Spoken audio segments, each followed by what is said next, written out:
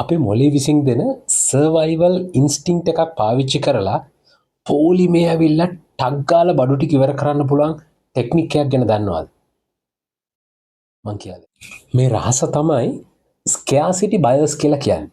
මොකද අපේ මොලේ හැමතිස්සෙම කැමති ඕන තරම් තියෙන දෙයකට වැඩිය සීමිත දෙයක් අයිති කරගන්න. එහෙම හැඟීමක් අපේ මොලේ තියෙනවා. ඉතින් ඒක හින්දා ඔයාලට අන්නේ chance එක පාවිච්චි කරන්න පුළුවන්. මොකද හැමතිස්සෙම product එක ඕන තරම් available කරන්න එපා.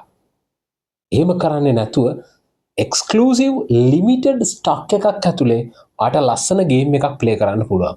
වැඩි මිලක් අය කරගන්නත් පුළුවන් පාරිභෝගිකයෙක්. මේක ලස්සනම රහසක් ඔබේ brand එකකට පාවිච්චි කරන්න.